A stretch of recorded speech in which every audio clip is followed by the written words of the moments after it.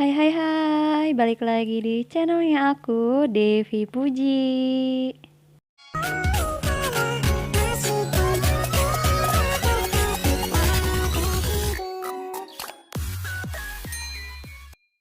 Di video kali ini aku bakal kasih fast review Penthouse episode ke-9. Setelah berhasil kabur dari kejaran anak buah Joe Dante, Logan Lee membawa Naikyo ke suatu tempat. Saat tersadar, Naikyo begitu tampak kesal marah pada Logan Lee. Namun Logan Lee berusaha agar Naikyo mengakui bahwa dia adalah Shim Suryon. Logan Lee mengatakan dia tahu siapa Naikyo sebenarnya. Namun Naikyo bersikeras menyangkal dia bukan Shim Suryon.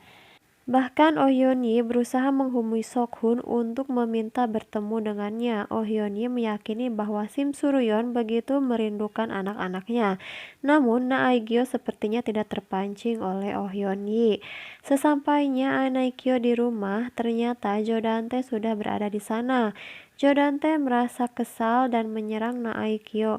Dia marah karena Naikyo pergi begitu saja. Joe Dante terus mencurigai Naikyo, namun Naikyo berusaha menenangkan Joe Dante, sehingga Joe Dante pun kembali mempercayai Naikyo.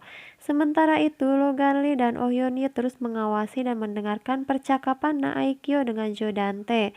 Naikyo menerima pesan dari Oh Hyun-yi meminta Naikyo untuk datang saat Oh Hyun-yi akan bertemu dengan si kembar. Sementara itu, Chon So-jin mendatangi rumah Joe Dante. Diam-diam, dia masuk ke dalam kamar Joe Dante untuk mencari kalung milik Ha Eun-byul yang kini berada di tangan Joe Dante. Namun, Chon So-jin tidak dapat menemukan kalung tersebut. Saat berusaha mencari di ruang kerja Joe Dante, tiba-tiba Joe Dante datang mengejutkan Chon So-jin. Joe Dante tahu bahwa Chon So-jin sedang berusaha menemukan kalung itu.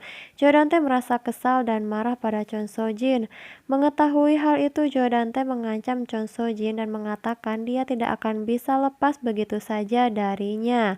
Usahanya untuk mendapatkan kalung itu ternyata gagal. Chon So-jin begitu tampak kesal dan tak berdaya. Kemudian Ha Yeon-chul bertemu dengan Chon So-jin. Ha Yeon-chul bertanya apakah Chon So-jin benar-benar akan menikahi Joe Dante. Karena Ha Yeon-chul tahu Chon So-jin begitu tertekan dan tidak bisa berbuat apa-apa. Namun demi melindungi Ha Eun-byul, dia terpaksa harus menikah dengan Joe Dante. Merasa kesal melihat gaun pernikahan ibunya, Ha Eun-byul meminta Sok-hun untuk bertemu dan menemaninya. Saat hendak pulang ke apartemen masing-masing, tiba-tiba Kang Mari Go-sang dan Lee Kyu-jin terkejut melihat Sok-hun sedang memeluk Ha Eun-byul di dalam lift. Namun Sok-hun berusaha tidak memperdulikan mereka. Sok-hun mengajak Eun-byul dan pergi begitu saja. Dengan ciri khas si mulut ember melihat hal tersebut, Lee Kyu-jin bergegas menemui Joe Dante. Dia mengatakan apa yang dia lihat pada Joe Dante. Namun Joe Dante berusaha tidak terusik oleh perkataan Lee Kyu-jin. Yang ada Joe Dante mengusir pergi Lee Kyu-jin. Mendengar hal itu, Joe Dante meminta salah satu anak buahnya untuk mengawasi Sok-hun dan Eun-byul. Sementara itu dari kejauhan, Suk-yung mendengar perkataan ayahnya. Dan saat di sekolah, Ha Eun-byul menjadi bahan perbincangan teman-temannya karena sepertinya kedekatan Sok-hun dan Eun-byul mulai diketahui. Sedangkan ibunya Chon So-jin akan menikah dengan ayah Suk-hun. Mendengar itu, Eun-byul marah dan meminta Chon So-jin untuk membatalkan pernikahannya dengan Joe Dante. Mengetahui hubungan kakaknya dengan Ha Eun-byul, Suk-yung marah dan meminta Eun-byul untuk menjauhi kakaknya. Tidak hanya itu, Suk-yung juga meminta Eun-byul untuk menggagalkan acara pernikahan orang tua mereka. Ibu Chon So-jin mengadakan rapat dengan Dewan Direksi. Dewan Direksi harus memilih dan menentukan kembali siapa yang berhak menjadi direktur Yayasan Cheong-a antara Chon So-jin dengan adiknya. Dengan cara pemungutan suara, akhirnya Chon So-jin lah yang terpilih dan menjabat sebagai direktur Cheong-a. Dengan keputusan itu terlihat ibu Chon So-jin begitu marah. Dan dengan nada kesal, adik Chon So-jin memberi selamat atas kemenangan Chon So-jin. Dan ternyata di balik semua itu ayah Chon So-jin sempat berpesan, jika terjadi hal seperti itu pastikan Yang menjadi direktur Yayasan Cheong-a adalah Chon So-jin. Dan tampak Chon So-jin begitu sedih dan terharu atas apa yang dilakukan ayahnya terhadap Chon So-jin selama ini. Di sisi lain, Suk-hun menghampiri Eun-byul yang sedang duduk kebingungan. Dan saat itulah tiba-tiba Ha Eun-byul mengingat sesuatu saat acara festival seni Cheong-a. Dia teringat saat dia memecahkan kaca lalu membawa tropi di dalamnya. Kemudian Eun-byul bertanya bagaimana Bayrona bisa meninggal. Lalu Suk-hun menjawab, Rona terjatuh dari tangga dan terluka karena tropi. Seketika Eun-byul terkejut dan berkata, "Tropi?" Lalu Eun-byul berteriak histeris. Akhirnya Na Aekyo bertemu dengan Yun-yi. Yun-yi mengatakan dia akan memberitahu kebenarannya pada si kembar Suk-hun dan Suk-yung. Di meja yang berbeda, Yun-yi bertemu si kembar. Yun-yi mengatakan bahwa ibu kandung mereka masih hidup. Mendengar hal itu, tiba-tiba Suk-yung marah dan mengatakan dia tidak akan mempercayai orang yang telah membunuh ibunya.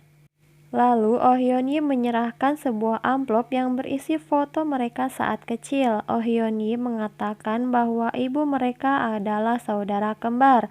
Tanpa dari kejauhan, Na Aekyo begitu sedih melihat si kembar. Suk-hun berusaha meyakinkan Suk-yung untuk mempercayai perkataan Yun-yi, namun Suk-yung tetap menolak untuk mempercayainya. Melihat itu, Na Aekyo menangis. Saat kembali ke rumah, Suk-hun berusaha mengatakan yang sebenarnya bahwa ayahnya lah yang telah membunuh ibu mereka. Suk-hun meyakinkan Suk-yung untuk mempercayai perkataannya.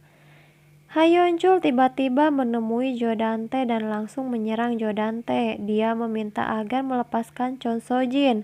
Selain itu, Ha Yeon-chul sangat marah pada Jo Dante karena mengetahui Jo Dante memiliki bukti kalung Ha Eun-byul. Dan ternyata di kilasan ingatan Jo Dante, dialah yang telah melepaskan selang oksigen Bayrona sehingga Rona meninggal.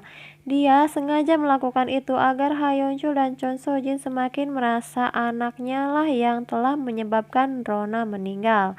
Sementara itu, Logan Lee dan Yun-yi masih tetap mengawasi pembicaraan antara Na Aekyo dengan Jo Dante. Mereka mendengar Na Aekyo sedang bertengkar dengan Jo Dante. Di sisi lain, Suk-hun meminta bertemu dengan Yun-yi. Dia mengatakan bahwa Eun-byul lah yang telah membunuh Bayrona. Kalung yang dipakai Eun-byul saat pentas seni Cheong-a ditemukan oleh ayahnya di tempat saat Rona terjatuh. Dan mendengar hal itu, Yun-yi terkejut. Sementara itu, Chon So-jin menyuruh Eun-byul untuk pergi dengan ayahnya ke desa di mana orang tua Ha Yeon-chul tinggal. Chon So-jin meminta Eun-byul untuk tinggal sementara dengan neneknya di desa. Walaupun tak kuasa menahan kesedihan harus berpisah dengan anaknya, namun Chon So-jin tidak ingin Eun-byul dan Ha Yeon-chul menyaksikan pernikahannya dengan Jo Dante. Dan kini terbukti bahwa Na Aekyo sebenarnya adalah Sim Suryeon. Saat dia sedang mandi, tato di pundaknya tiba-tiba hilang dan memudar. Dan saat itu juga Sim Suryeon melepas rambut palsunya. Dan ternyata benar selama ini dia menyamar sebagai Na Aekyo untuk bisa membalaskan dendamnya terhadap Jo Dante. Akhirnya Ha Yeon-chul membawa pergi Eun-byul. Namun Ha Yeon-chul masih tetap berusaha meyakinkan Chon So-jin untuk ikut bersamanya. Namun Chon So-jin menolak dan mengatakan pergilah sebelum pernikahan. Tidak sengaja Suk-yung mendengar pembicaraan Chon So-jin dan Jo Dante bahwa Ha Yeon-chul telah membawa pergi Eun-byul. Kemudian Suk-yung bergegas memberitahu Suk-hun tentang hal itu. Suk-hun berusaha menghubungi Eun-byul, namun atas perintah ayahnya, Eun-byul mengabaikan panggilan tersebut. Kemudian Suk-hun pergi dan sepertinya dia akan mencoba mencari Ha Eun-byul. Saat di perjalanan, tiba-tiba mobil Ha Yeon-chul diikuti oleh beberapa mobil polisi. Polisi memberhentikan mobil Ha Yeon-chul. Ternyata Ha Yeon-chul ditangkap atas tuduhan pembunuhan terhadap Bayrona. Kemudian petugas polisi membawa Ha Yeon-chul. Melihat hal itu, Eun-byul panik dan berteriak dan mencoba menghentikan ayahnya. Sementara itu, Chon So Jin tengah bersiap-siap untuk menikah dengan Joo Dan Tae. Pesta pernikahan digelar dengan meriah. Namun tampak wajah Chon So Jin begitu tak bahagia atas pernikahannya. Dan sementara itu, Sokhun membawa pergi Ha Eun Byul. Namun saat di perjalanan mereka hampir saja bertabrakan dengan sebuah mobil. Kepala Ha Eun Byul terbentur helm Sokhun. Dan saat itulah Eun Byul teringat saat kejadian dia melukai Bayrona dengan tropi. Hingga Bayrona terjatuh dari tangga dan berlumuran darah. Dan seketika Ha Eun Byul berteriak histeris. Lalu apa yang akan terjadi selanjutnya pada Ha Eun Byul dan bagaimana nasib Chon So Jin setelah menikah dengan Joo Dan Tae?